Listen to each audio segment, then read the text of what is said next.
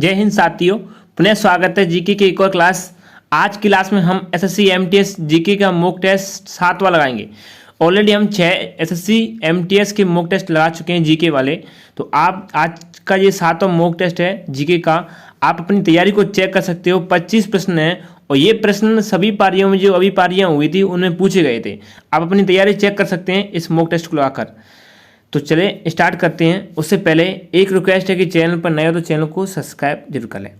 पहला प्रश्न देखते हैं, साथ ही में कमेंट करके बताना कि आपके कितने प्रश्न बन रहे हैं। पहला प्रश्न है कि ड्री उत्सव किस राज्य में मनाया जाता है। तो ड्री उत्सव की बात करें तो ये कहाँ पर मनाया जाता है। तो आपके ऑप्शन रहे ये। तो ड्री उत्सव मनाया जाता है, इसका सही जवाब है ऑप्शन बी, यानी अरुणाचल प्रदेश में मनाया जाता है ड्री उत्सव। कहाँ मनाया जाता है? अरुणाचल प्रदेश में ड्री उत्सव मनाया जाता है। आपको इस यूट्यूब चैनल पर सभी के मॉक टेस्ट मिलेंगे। तो अब देखते हैं दूसरा प्रश्न। दूसरा प्रश्न है, सबसे पहले जनजातीय खेल आयोजन किस वर्ष हुआ था। यानी सबसे पहले जो जनजातीय खेल हुए थे वो किस वर्ष हुए। तो इसका सही जवाब क्या है? तो इसका सही जवाब है यानी ऑप्शन बी, 2023 में सबसे पहले जनजातीय खेल हुए थे। वो 2023 में हुए थे। कब हुए थे? 2023 में सबसे पहले जनजातीय खेल। तीसरा प्रश्न देखते हैं।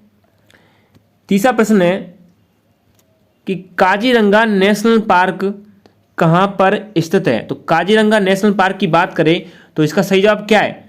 काजीरंगा नेशनल पार्क स्थित है, इसका सही जवाब है ऑप्शन सी, असम में स्थित है काजीरंगा नेशनल पार्क। चौथा प्रश्न देखते हैं। चौथा प्रश्न है, महाबोधि मंदिर किस राज्य में स्थित है। महाबोधि मंदिर की बात करें तो इसका सही जवाब है यानी किस राज्य में स्थित है। ये सभी के सभी प्रश्न पूछे गए हैं। आप एनालाइज करना कि किस तरह से टाइप किस प्रश्न यानी कैसे प्रश्न पूछे जाते हैं एसएससी एमटीएस में। तो इसका सही जवाब है महाबोधि मंदिर बिहार में स्थित है। ऑप्शन बी इसका सही जवाब है। पांचवा प्रश्न देखते हैं। पांचवा प्रश्न है, प्रत्येक राज्य में एक राज्यपाल होगा, इसका प्रावधान किस अनुच्छेद में है। तो यानी प्रत्येक राज्य में एक राज्यपाल होगा, इसका प्रावधान किस अनुच्छेद में नहीं है। इसका प्रावधान है आर्टिकल 153 यानी अनुच्छेद 153 में। ऑप्शन बी इसका सही जवाब है। छठा प्रश्न देखते हैं। आप अपनी तैयारी चेक कर सकते हो एसएससी एमटीएस के मॉक टेस्ट लगाकर और जीडी के सभी के मॉक टेस्ट इस यूट्यूब चैनल पर मिलेंगे। छठा प्रश्न है, स्वर्ण जयंती ग्राम स्वरोजगार योजना किस वर्ष शुरू की गई थी। स्वर्ण जयंती ग्राम स्वरोजगार योजना शुरू की गई थी। तो इसका सही जवाब है यानी ऑप्शन बी, 1 अप्रैल 1999 को शुरू की गई थी स्वर्ण जयंती ग्राम स्वरोजगार योजना। सातवां प्रश्न देखते हैं। सातवां प्रश्न है कि विंग्स ऑफ फायर पुस्तक के लेखक कौन है। विंग्स ऑफ फायर पुस्तक के लेखक कौन है। तो इसका सही जवाब क्या है? सातवें प्रश्न का आंसर क्या है? इसका सही जवाब है यानी option A, APJ Abdul Kalam है विंग्स ऑफ फायर पुस्तक के लेखक। आठवां प्रश्न देखते हैं।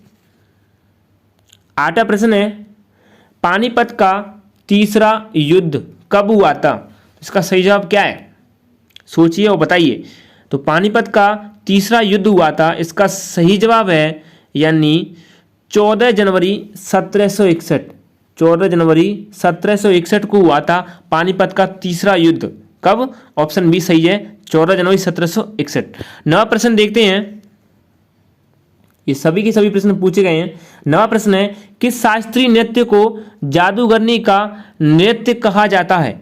कौन सा शास्त्रीय नृत्य है जिसे जादूगरनी का नृत्य कहा जाता है। इसका सही जवाब क्या है? तो इसका सही जवाब क्या है? सोचिए और बताइए। तो जादूगरनी का नृत्य कहा जाता है वो है ऑप्शन डी, मोहिनीअट्टम को कहा जाता है। शास्त्रीय नृत्य को जादूगरनी का नृत्य कहते हैं, मोहिनीअट्टम को। 10वां प्रश्न देखते हैं। कमेंट करके बताना कि आपके किसने यानी कितने प्रश्न सही लग रहे हैं। 10वां प्रश्न है, अरब सागर किस महासागर का विस्तार है। तो अरब सागर किस महासागर का विस्तार है, इसका सही जवाब क्या है। तो इसका सही जवाब है, जल्दी बताइए, सोचिए। तो इसका सही जवाब है ऑप्शन बी, हिंद महासागर। हिंद महासागर का विस्तार है अरब सागर।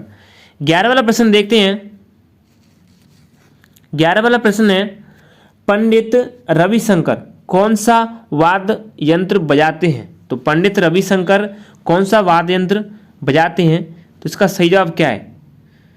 तो इसका सही जवाब है, सोचिए जल्दी से, तो इसका सही जवाब है ऑप्शन ए सितार वादक। क्या है? सितार वादक वाद्य यंत्र बजाते हैं पंडित रविशंकर। 12 वाला प्रश्न देखते हैं। चैनल पर नए तो चैनल को सब्सक्राइब जरूर कर लेना, क्योंकि इस चैनल पर सभी के मॉक टेस्ट मिलते हैं और क्वेश्चन मिलते हैं आपको। 12 वाला प्रश्न है 1994 में ग्रैमी अवार्ड विजेता भारतीय कौन है? 1994 में ग्रैमी अवार्ड विजेता भारतीय कौन है? इसका सही जवाब क्या है?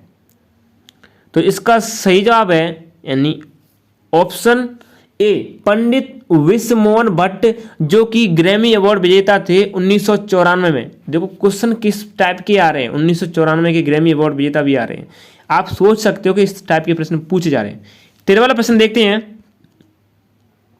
13 वाला प्रश्न है खेलो इंडिया यूनिवर्सिटी गेम के तीसरे संस्करण में विजेता है। खेलो इंडिया यूनिवर्सिटी गेम के तीसरे संस्करण में कौन विजेता है? तो इसका सही जवाब क्या है? तो इसका सही जवाब क्या है, आप सोचिए और बताइए। तो इसका सही जवाब है ऑप्शन बी पंजाब विश्वविद्यालय है खेलो इंडिया यूनिवर्सिटी गेम के तीसरे संस्करण में विजेता। 14 वाला प्रश्न देखते हैं। 14 वाला प्रश्न है पूर्ण स्वराज की मांग करने वाले कांग्रेस अधिवेशन की अध्यक्षता किसने की? तो पूर्ण स्वराज की मांग करने वाले कांग्रेस अधिवेशन की अध्यक्षता की थी। तो इसका सही जवाब क्या है?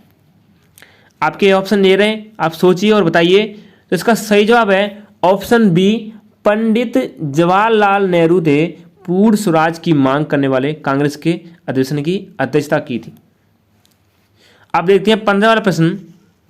15 वाला प्रश्न है कि रामकृष्ण मिशन की स्थापना किसने की थी? तो रामकृष्ण मिशन की जो स्थापना की थी, तो इसका सही जवाब क्या है? आप सोचिए और बताइए इसका सही जवाब क्या है।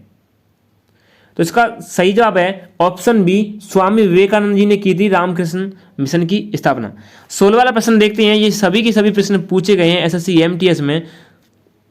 16वां प्रश्न है चीन की आधिकारिक भाषा कौन सी है? तो चीन की जो आधिकारिक भाषा है वो कौन सी है? इसका सही जवाब क्या है? चीन की जो आधिकारिक भाषा है वो है आपके ऑप्शन बी में यानी मंदारिन है चीन की आधिकारिक भाषा। 17 वाला प्रश्न देखते हैं। 17 वाला प्रश्न है भारतीय जूट निगम की स्थापना कब की गई?